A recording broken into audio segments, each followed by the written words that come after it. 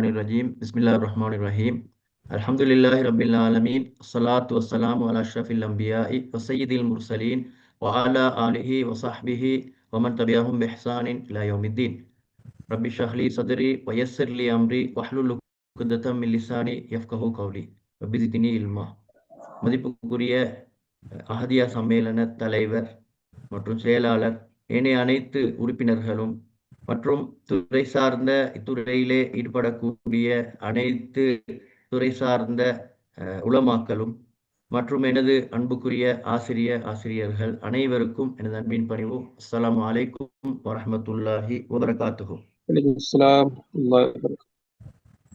உண்மையிலே நாங்கள் இது போன்ற ஒரு நல்ல காத்திரமான ஒரு நடவடிக்கையை இந்த இடத்திலே நாங்கள் செய்யக்கூடிய அனைவருக்கும் முதலாவதாக உள்ளங்கணிந்த துஆக்களை கேட்டுக்கொள்கின்றேன்.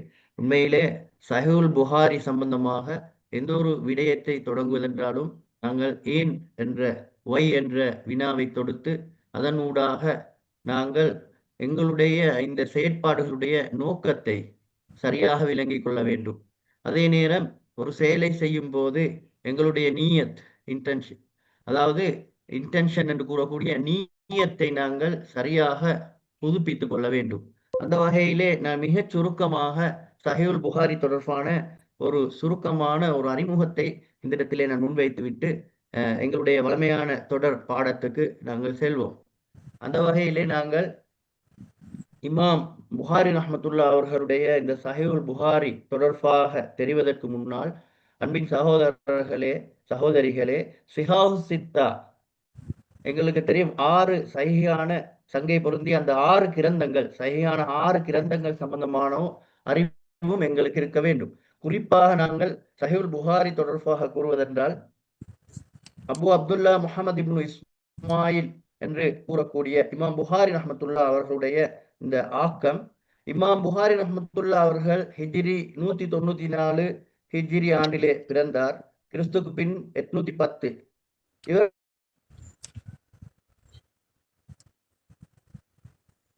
இவரை பொறுத்தவரையில் ஆரம்ப வீட்டு சூழல் தான் இவர் வளர்க்கப்படுகின்றார். சிறு வயதிலிருந்தே கல்விக்காக அர்ப்பணம் செய்யக்கூடியவர்களாக காணப்பட்டார்கள். அவருடைய 10 வயதிலிருந்தே அவர் அந்த ஹதீஸ் துறை புத்தகங்களை, கிதாபுகளை மனனம் செய்யக்கூடியவர்களாக காணப்பட்டார்கள். எங்களுக்கு தெரியும். அந்த வகையிலே இவருடைய அந்த 16வது வயதிலே அப்துல்லா இப்னு முபாரக், இப்னு ஜர்ராஹ் போன்ற அறிஞர்களுடைய அந்த புத்தகங்களை, அவர்களுடைய வழிகாட்டல்களை பெறக்கூடியவர்களாக காணப்பட்டார்கள். கிட்டத்தட்ட 1000க்கும் மேற்பட்ட ஷேக்மார்களிடத்திலே அவர் ஹதீஸ் துறை சார்ந்தவர்களிடத்திலே கற்றுள்ளார்கள். அவர்கள் மொத்தமாக 6 லட்சம் ஹதீஸ்களை தொகுத்து அதிலிருந்து தான் இந்த சஹீஹுல் புகாரியை அவர்கள் ஆக்கம் புரிந்தார்கள், அந்த சஹீஹுல் புகாரியை உருவாக்கினார்கள். அதனால அறிஞர்கள் மத்தியில அவருக்கு ஒரு சிறப்பு பெயர் காணப்படுகிற அமீருல் முஃமினீன் ஃபில் ஹதீஸ், ஹதீஸ் துறையிலே மூமின்களின் தலைவர், அமீருல் முஃமினீன் என்ற பட்டத்தை அவர் ஹதீஸ் துறையிலே சிறப்பு பட்டத்தை பெறுகின்றார்கள். எனவே மதிப்புக்குரிய அன்பின் சகோதரர்களே, இவருடைய மாணவர்கள் தான் இமாம் முஸ்லிம், இப்னு ஹுதைமா, திர்மிதி போன்றவர்கள். அதே நேரம் இவருடைய ஏனைய புத்தகங்கள் என்று குறிப்பிடும் போது இது ஒவ்வொரு அஹதியா ஆசிரியர்களுக்கும் தெரிய வேண்டிய ஒரு தகவல்கள் தான். அத்தாரிகுல் கபீர், அல் அதபுல் முஃப்ரத், ரஃபுல் யதைன் ஃபி ஸலாஹ், அல் குர்ஆன் ஹல்ஃபல் இமாம் போன்ற புத்தகங்களை எங்களுக்கு குறிப்பிடலாம் இவருடைய ஏனைய புத்தகங்களாக. அன்பின் சகோதரர்களே, ஹிஜ்ரி 256 இவர் வஃபாத் ஆகின்றார்கள், கிறிஸ்துவுக்கு பின் 870. அவருடைய இந்த சஹீஹுல் புகாரி என்பதை அவரே கூறிய அதனுடைய முழுமையான பெயர் ஜாமியுல் முஸ்னது ஸஹீஹ் அல் முக்தஸிர் மின் உமூரி ரசூலில்லாஹி ஸல்லல்லாஹு அலைஹி வஸல்லம் வ சுனனிஹி வ அய்யாமிஹி. அவருடைய அந்த கிரந்தத்துடைய முழு பெயர். ஆனால் அந்த சஹீஹுல் புகாரி பிரபல்யம் பெறுகிறது ஜாமியு சஹீஹ், சஹீஹுல் புகாரி என்பதிலே தான், அந்த பெயரிலே தான் பிரபல்யம் பெறக்கூடியதாக காணப்படுகின்றது. இவருடைய ஆசிரியர்களாக இஸ்ஹாக் இப்னு ராஹவேஹி, உண்மையிலே இவர் இந்த சஹீஹுல் புகாரியை தொகுப்பதற்கு ஏதுவான காரணம் என்னென்றால்,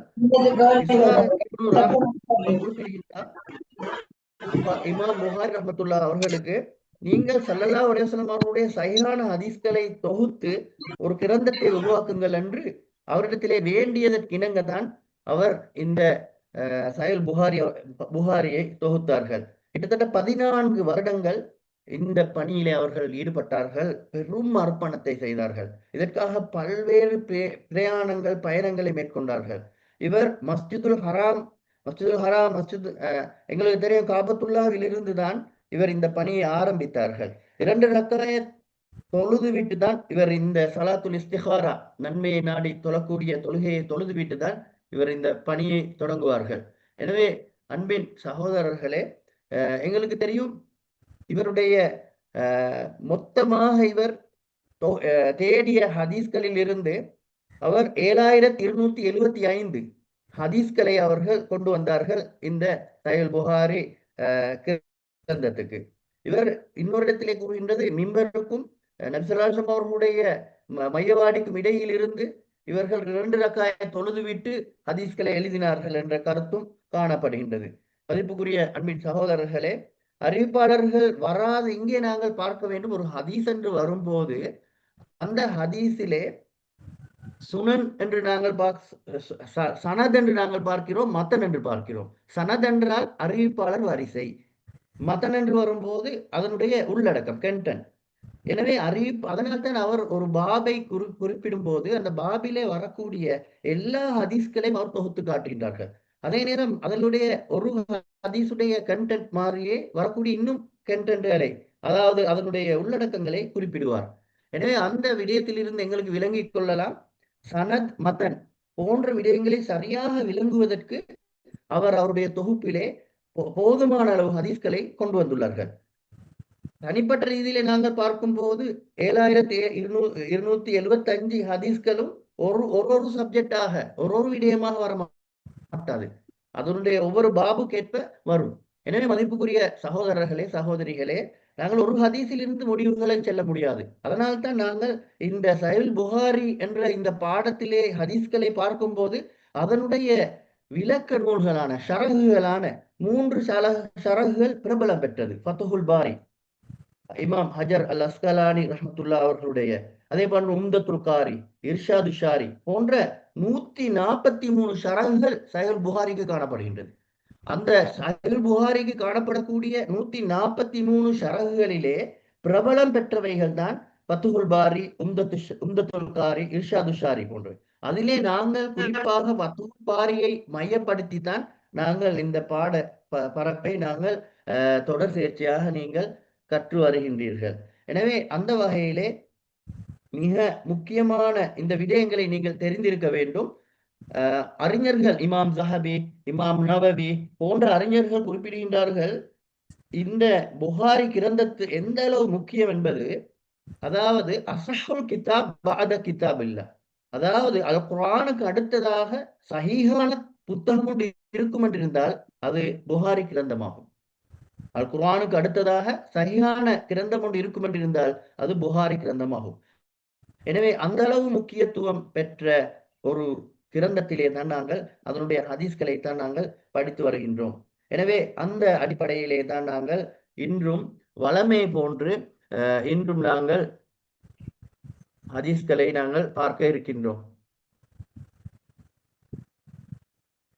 அடுத்ததாக நாங்கள் தொடர் சேர்ச்சியாக ஹதீஸ்களை நாங்கள் பார்ப்போம். எங்களுக்கு தெரியும்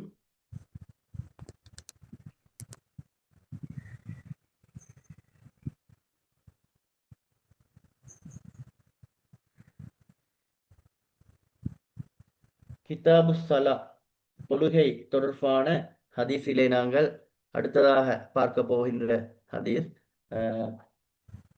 பாபு கராஹியத்தில் தஅரீஃபி ஸலாத்தி வ கைரிஹா, தொழுகையின் போது மற்ற நேரங்களிலும் நிர்வாணமாக இருக்கக்கூடாது என்ற ஹதீஸை நாங்கள் 365வது ஹதீஸ். قال سمعت جابر بن عبد الله يحدث أن رسول الله صلى الله عليه وسلم كان ينقل معهم الحجارة للكعبة وعليه إزاره فقال له العباس أمه يا ابن أخي لو حللت إزارك فجعلت على من منكبيك دون الحجارة قال فخله فجعله على منكبيه فسكت مغشيا عليه فما رؤي بعد ذلك عريانا صلى الله عليه وسلم. நபி ஸல்லல்லாஹு அலைஹி வஸல்லம் அவர்கள் சிறு வயதில், உண்மையிலே நாங்கள் ஹதீஸ்களை பார்க்கும்போது ஹதீஸ்களை எங்களுக்கு மார்க்கத்தை எவ்வளவு இலகுபடுத்துவதற்காக அல்லாஹ் ஸல்லல்லாஹு அலைஹி வஸல்லம் அவர்கள் சஹாபாக்களை அந்த காலத்திலிருந்து எவ்வாறு ஒரு மோசமான ஜாஹிலிய சமூகத்திலிருந்து படிப்படியாக கட்டங்கட்டமாக மாற்றி அவர்களை எந்த அளவு ஒரு உன்னதமான சமூகமாக மாற்றினார்கள், எவ்வாறு குர்ஆன் ஜுது அம்மையிலே வரக்கூடிய குர்ஆனுடைய சிறிய சூறாக்கள் எவ்வாறு சமூகத்தை கட்டங்கட்டமாக படிப்படியாக கட்டியெழுப்பியதோ, அல்லாஹ் பற்றி மறுமை பற்றி ஆழமான நம்பிக்கையை கொடுத்து படிப்படியாக உருவாக்கி எடுத்ததோ, அதே போன்றுதான் ஸல்லல்லாஹு அலைஹி வஸல்லம் அவர்களும் ஜாஹிலிய சமூகத்தில் இருந்த மோசமான தேவையற்ற கீழ்த்தரமான விடயங்களை படிப்படியாக நகர்த்தி இல்லாமல் செய்து படிப்படியாக கட்டங்கட்டமாக இஸ்லாமிய சமூகத்தை உருவாக்கி அந்த பின்னணியைத்தான் நாங்கள் இந்த தொடர் சேர்ச்சியான ஹதீஸ்களில் இருந்து பார்க்கலாம். அன்பின் சகோதரர்களே, சகோதரிகளே, குறிப்பாக நீங்கள் படித்த ஹதீஸ்களை பாருங்கள். இருக்கக்கூடிய எளிமையான தன்மையிலிருந்து அவர்களை இஸ்லாமிய கடமைகளுக்குள் உட்படுத்தக்கூடிய சலுகைகளை கொடுக்கக்கூடியதை நாங்கள் பார்க்கின்றோம். உசூல் ஹதீஸ் அல்லது உசூல் ஃபிக்ஹிலே வரக்கூடிய அடிப்படை தான் அல் மஷக்கா தஜ்லிபு தைஸீர், கஷ்டமான விடயம் இலகுவை வேண்டி நிற்கும். அந்த வகையிலே மிக கஷ்டமான சந்தர்ப்பத்திலே நெகிழ்ச்சிகளை கொடுத்து படிப்படியாக அவர்களை மாற்றிய அந்த வரலாறை பார்க்கிறோம். எனவே அந்த அடிப்படையிலே தான் அன்று இருந்த மோசமான காபத்துல்லாவை ஒரு மோசமான நிலையிலே அவர்கள் ஒரு ஆடைகள் அற்ற நிலையிலே வலம் வரக்கூடிய, ஒரு பண்பாடுகளற்ற ஒரு மோசமான நிலையிலே இருந்த மனிதர்களுக்கு மத்தியிலே சஹாபா சமூகத்தை ஸல்லல்லாஹு அலைஹி வஸல்லம் அவர்கள் எவ்வாறு உருவாக்கினார்கள் என்ற விடயத்தை குறிப்பிடக்கூடிய ஒரு முக்கியமான ஹதீஸைத்தான் நாங்கள் இங்கே பார்க்கின்றோம். நபி ஸல்லல்லாஹு அலைஹி வஸல்லம் அவர்கள் சிறு வயதில் காபத்துல்லாவின் கட்டுமான பணி நடந்த போது அதை சார் ஸ்கிரீன் விளங்கல சார். சவு சார் ஸ்கிரீன் விளங்கல.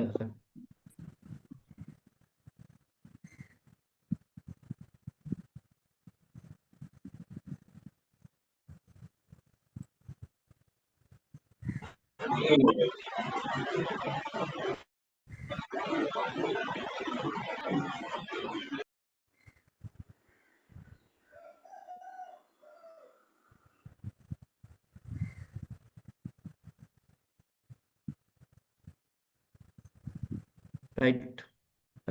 நாங்க இந்த பிரீஃப் இன்ட்ரடக்ஷன் புகாரி கிரந்தத்தை பார்த்தோம். அதில் தான் இந்த ஃபோட்டோஸ் வர ஃபத்துல் பாரி நாங்கள் பார்த்தோம், இர்ஷாது சாரி, உம்தத்துல் காரின்னு. நாங்கள் அடுத்தது ஹதீஸுக்கு டெக்டாக போவோம்.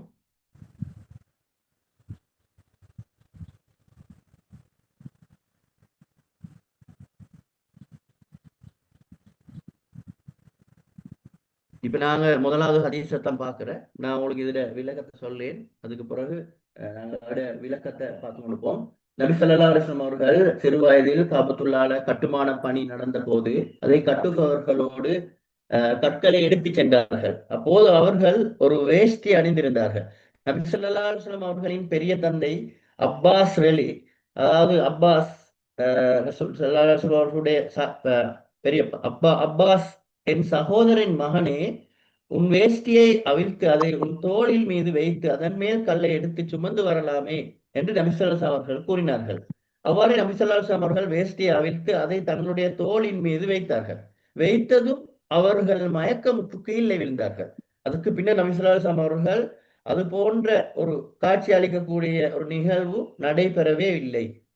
இந்த ஹதீஸை பொறுத்தவரையில புகாரில 364வது ஹதீஸ். ஸல்லல்லாஹு அலைஹி வஸல்லம் அவர்களுடைய அந்த தூய்மையான வாழ்வு மற்றும் அவர்களுடைய அந்த மறைக்கப்பட வேண்டிய அந்த ஒழுங்கு இவ்வாறு இறைவனால் பாதுகாக்கப்பட்டது. அதாவது அல்லாஹ் தஆலா ஸல்லல்லாஹு அலைஹி வஸல்லம் அவர்களுடைய சிறு பிராயத்துல கூட அவர்களை அல்லாஹ் பாதுகாத்த விசேஷமா. அல்லாஹ் மலக்குகள் நூறாகவோ அல்லது அல்லாஹ்வுடைய நாட்டப்படியோ. இந்த இடத்துல அப்பாஸ் ஸல்லல்லாஹு அலைஹி வஸல்லம் அவருடைய தந்தையுடைய சகோதரர். அவர் இரக்கத்துல தான் கஅபத்துல்லாவ ஆரம்ப காலத்துல புனர்நிர்மாணம் பணி செய்யும் போது தண்ட தோல்ல கல்ல வச்சுக்கொண்டு சிறு வயதிலே எடுத்துக்கொள்வாருன்றது உண்மையிலே தோல்ல காயம் ஏற்படும். கஷ்டம். இரக்கத்துக்காக சொன்ன அந்த காலத்துல இருந்த ஆடை ஒழுங்கு, அந்த வேஷ்டி, இருக்கக்கூடிய வசதிகள்ல அவங்க அந்த வேலையை செஞ்சு கொண்டு போனாங்க.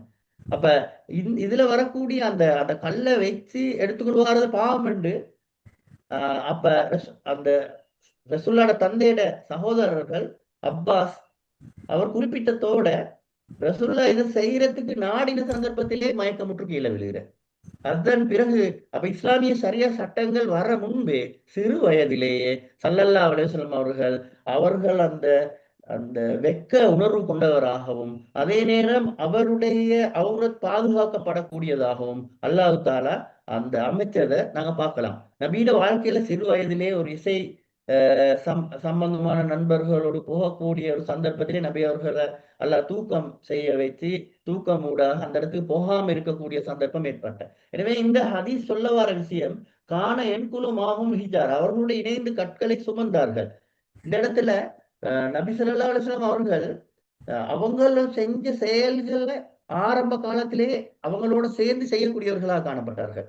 உண்மையிலே நபியிட நுபுவத்துக்கு முற்பட்ட ஆரம்ப கால வரலாறு நாங்க பார்க்க சொல்ல எங்களுக்கு தெரியும்.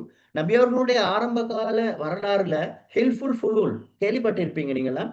ஒரு சமூக ஒப்பந்தம் ஒன்று செஞ்சு கொண்ட, சமூகத்தில் ஒற்றுமை ஏற்படணும் உண்டு. அதுல ரசூலுல்லாஹ் சிறு வயதிலேயே சேர்ந்து கொண்ட.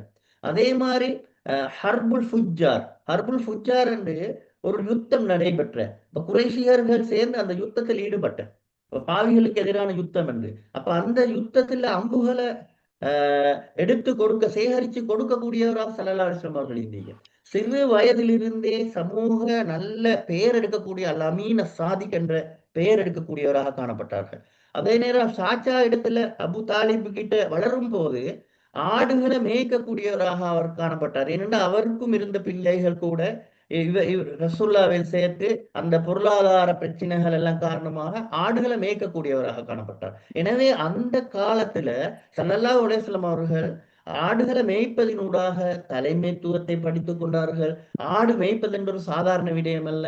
மிக கவனமாக நுணுக்கமாக ஆடுகளை அவதானிக்க வேண்டும். எனவே அந்த வகையில ஆடுகளை மேய்க்கும் போது அவர் நிறைய அறிவுகளை பற்றுக் கொண்டார்கள். அதே நேரம் அன்று சிறு வயதில் இருந்தே வியாபார கோஷ்டி கூட்டங்களோடு போக வேண்டி வந்த, இதனால சமூகத்திட அரசியல், உளவியல், புவியியல் அல்லாஹ் தஆலா நுபுவத்துக்கு முதலே நபி ஸல்லல்லாஹு அலைஹி வஸல்லம் அவர்களை படிப்படியாக தயார்படுத்துக இந்த நுபுவத்துக்கு ஏற்படுவதற்காக. எனவே அந்த வகையில நடக்கக்கூடிய ஒரு சம்பவம் தான் அல்லாஹ் தஆலா நபி ஸல்லல்லாஹு அலைஹி வஸல்லம் அவர்களுடைய ஒழுக்கத்தையும் அந்த வெட்க உணர்வையும் அந்த அந்த நிலையையும் இந்த இடத்துல எங்களுக்கு பார்க்கலாம். எனவே நபி ஸல்லல்லாஹு அலைஹி வஸல்லம் அவர்கள் இந்த இடத்துல கற்களை சுமந்த, இப்ப நான் திரும்ப உங்களுக்கு சொல்லி நபி ஸல்லல்லாஹு அலைஹி வஸல்லம் அவர்கள் ஹதீஸை திரும்ப சொல்லிட்டு வரேன். நபி அவர்கள் சிறு வயதிலே கஅபத்துல்லாஹ்வின் கட்டுமான பணி நடந்தபோது அதை கட்டுபவர்களோடு கற்களை எடுத்து சென்றார்கள். அப்போது ஒரு வேஷ்டி அணிந்திருந்தார்கள். நபி அவர்களின் பெரிய தந்தை அப்பாஸ், என் சகோதரன் மகனே, உன் வேஷ்டியை அவிழ்த்து அதை தோளின் மீது வைத்து அதன் மேல் கல்லை எடுத்து சுமந்து வரலாமே என்று நபி அவர்கள் கேட்க, நபி அவர்கள் வேஷ்டியை அவிழ்த்து அப்படி செய்யறது நாடத்திலே மயக்கமுற்று விழுந்த சம்பவத்தை தான் நாங்க பார்க்கிறோம். எனவே நபி ஸல்லல்லாஹு அலைஹி வஸல்லம் அவர்கள் ஒரு தலைவராக இருந்தாலும் சமூக பணிகள்ல சிறு வயதில் இருந்தே இருக்கக்கூடியவராக காணப்பட்டார்கள். அவர்கள் சமூகத்தோடு சேர்ந்து இருக்கக்கூடியவர்களாக காணப்பட்டார்கள். அடுத்த விஷயத்தை பார்க்கல இந்த ஹதீஸ்ல வலைஹி இஸாருஹு அது சொல் விளக்கத்துற மாதிரி அவர்கள் மீது ஒரு சால்வை தான், ஒரு வேட்டி தான். அதை நாங்க எங்களுக்கு சாரம் கொண்டு போல. அன்றைய காலத்துல ஆண்கள் பொதுவாக இஸார் அணிந்திருந்தார்கள். அப்ப அந்த வேட்டி போல அல்லது சாரம் போல இத உடலை மறைப்பதற்காக அடிப்படை ஒரு ஆடையாக அன்று காணப்பட்டது. அப்ப அன்றைய நிலைமையில நாங்க வைத்து பார்க்கணும். அந்த அளவுக்கு தான் அவங்கள்கிட்ட இருந்த வசதிகள் காணப்பட்ட. அதே நேரம் அவரது பெரிய தந்தை அப்பாஸ் உன் வேஷ்டியை அழித்து என்று கூறினது உண்மையிலே ஒரு கோபத்துக்காகவோ, அங்க இருந்த சமூக கலாச்சாரத்தை பொறுத்த வரையில ஒரு சமுதாயமே ஆடைகள் இல்லாம இருக்கக்கூடிய ஒரு காலத்துல அது கஅபத்துல்லாவே வலம் வார அப்படியான ஒரு கோலத்துல இருக்கும் போது ஸல்லல்லாஹு அலைஹி வஸல்லம் அவர்களுடைய தோல் பாதிக்கப்படாமல் இருப்பதற்கு ஒரு இரக்கத்துல தான் இதை சொன்னேன். ஏன்னா அத கல்லுகளை தூக்கி விடுவார் அதால. ஆனா அந்த தந்தை சொன்னது ஒரு ஆலோசனைக்காகத்தான் சொன்னேன். எனவே அல்லாஹு தாலா அந்த நிகழ்வு அப்படி நடக்காமைக்க வச்ச. அதே நேரம் எங்களுக்கு தெரியும் மயக்கமுற்று கீழே விழுந்தார்கள். இதுதான் உண்மையில இந்த ஹதீஸின் ஒரு மிக பிரதான ஒரு விஷயம். ஸல்லல்லாஹு அலைஹி வஸல்லம் அவர்களை அல்லாஹு தாலா விசேஷமாக அவரை, எங்களுக்கு தெரியும் உள்ளம் பிளக்கப்பட்டு இதயம் சுத்திகரிக்கப்பட்ட சம்பவங்களை நாங்க பார்த்தோம். அதே போல எங்களுக்கு தெரியும், ஏற்கனவே நீங்க ஒவ்வொரு ஹதீஸா படிச்சு வரும்போது நிறைய விஷயங்களை பார்த்திருப்பீர்கள். எனவே அந்த வகையில வானவர்கள் மூலமா அல்லது அல்லாஹ்வுடைய வல்லமை மூலமா அல்லாஹ் தாலா அந்த இடத்துல ஸல்லல்லாஹு அலைஹி வஸல்லம் அவர்களை மயக்கமுற வச்ச சம்பவத்தை நாங்க பார்க்கிறோம். அதே நேரம் உண்மையிலே ஜாஹிலியா காலத்துல கஅபா நிர்மாணப்படி அதனை விட்டு உள்ளிட்ட அந்த அந்த அந்த பழக்க வழக்கங்கள் எல்லாம் உண்மையிலே கஅபாவை வலம் வரக்கூடிய அந்த நிலைமைகள் எல்லாம் ஒரு ஆரோக்கியமான நிலையில காணப்படல. எனவே அல்லாஹு தாலா ஸல்லல்லாஹு அலைஹி வஸல்லம் அவர்களுடைய அந்த சிறு வயதிலிருந்தே அதனை படிப்படியாக கட்டமாக மாற்றக்கூடிய நிலை எங்களுக்கு பார்க்கலாம். இதனுடைய ஒரு கட்டத்துல தான் நாங்க பார்க்கிற ஹஜருல் அஸ்வத் கல்ல வைக்கும் போது ஒரு பெரிய அவங்களுக்கு மத்தியில் ஒரு பெரிய பிரச்சனை ஒன்று உருவாக பார்க்கிற அந்த சந்தர்ப்பத்துல அவங்க ஒரு முடிவு ஒன்று எடுத்துக்கொள்ற, யாராவது ஒருவர் இந்த இடத்துக்கு காலையில வாரோம், அவர மூலமா நாங்க மஷூரா எடுப்போம்ண்டு. அந்த அடிப்படையில காலை நேரத்திலே காபத்துல்லாஹ்க்கு வந்து வாரது ஸல்லல்லாஹு அலைஹி வஸல்லம் அவர்கள். எனவே முஹம்மத் வரும்போது அவர்கிட்ட ஆலோசனை எடுக்க ரசூலுல்லாஹ் அந்த இடத்துல எடுக்கிற முடிவை பாருங்க, சமயோசிதமான ஒரு நல்ல ஒரு முடிவு எடுக்கு. ஒரு கோத்திரத்துக்கும் அந்த கல்ல ஹஜருல் அஸ்வத் கல்ல வைக்கிறதுக்கு சந்தர்ப்பம் கொடுக்காம எல்லா கோத்திரத்துக்கும் ஒரு ஆடங்களும் எடுத்து தர அதை ரசூல் ஸல்லல்லாஹு அலைஹி வஸல்லம் அவர்கள் எடுத்து அந்த இடத்துல பதிய வைக்கிறார். எனவே இந்த இடத்துல பாருங்க எவ்வளோ ஒரு ஒரு அந்த நிதானமான தூர நோக்குள்ள ஒரு முடிவை ஸல்லல்லாஹு அலைஹி வஸல்லம் அவர்கள் எடுத்திருக்கின்றத எங்களுக்கு பார்க்க இயலும். அது அவன் பெரிய ஒரு பிரச்சனை வாரது, ஒரு பெரிய ஒரு கலவரம் அல்லது பெரிய ஒரு பிரச்சனை ஒன்று சமூகத்துல வாரது அப்படியே இல்லா போனதை எங்களுக்கு பார்க்க இயலும். ரைட். அடுத்தது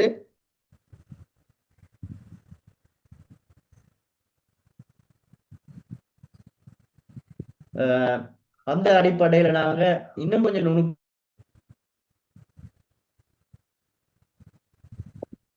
இந்த ஹதீஸை பார்க்கும்போது எங்களுக்கு பார்க்கலாம். ஸல்லல்லாஹு அலைஹி வஸல்லம் பார்க்கும்போது ஹதீஸ் பின்னணியை பொறுத்தவரையில் இந்த நிகழ்வு நபி ஸல்லல்லாஹு அலைஹி வஸல்லம் அவர்கள் நுபுவத்தின் கிடைப்பதற்கு முன்னால் காபா புனரமைக்கப்பட்ட போது நடந்த ஒரு நிகழ்வு. அடுத்தது நபி அவர்கள் ஒரு விசேஷமான மனிதர் அல்ல, சாதாரண ஒரு மனிதர். அல்லாஹு தாலா சாதாரண ஒரு மனிதர்ல இருந்து தான் அல்லாஹு தாலா தெரிவு செஞ்சு தூதுத்துவத்தை கொடுத்த விஷயத்தை எங்களுக்கு இதிலிருந்து எடுக்கலாம். அடுத்தது தோல் மீது கற்களை வைக்கும் போது பெரிய ஒரு உராய்வு ஏற்படு, அதனால தான் அப்பாஸ் ரலி ஆலோசனை கூறினது. அடுத்தது மயக்கமுற்றதன் காரணம் உண்மையிலே அல்லாஹு தாலா அந்த அந்த சமுதாயத்துக்கு ஒரு முன்மாதிரியை ஏற்படுத்துவதற்கும் மறைக்க வேண்டிய பகுதி கட்டாயம் மறைக்கப்படணும் என்ற விஷயத்தையும் தெளிவுபடுத்துவதற்காகவும் அல்லாஹ் தாலா சிறு வயதிலேயே ஸல்லல்லாஹு அலைஹி வஸல்லம் அவர்களுடைய தூய்மையை பாதுகாப்பதற்காகவும் எனவே இப்படியான ஒரு நிலையை ஏற்படுத்தியது என்பதை நாங்க இந்த ஹதீஸிலிருந்து விளங்கிக் கொள்ள வேண்டும். அடுத்தது அல்லாஹ் தாலா ஸல்லல்லாஹு அலைஹி வஸல்லம் அவர்களை எந்த வழிமுறையில் இருந்து சரி பாதுகாத்துள்ளான் என்றதை எங்களுக்கு இதிலிருந்து விளங்கிக் கொள்ளலாம். அடுத்தது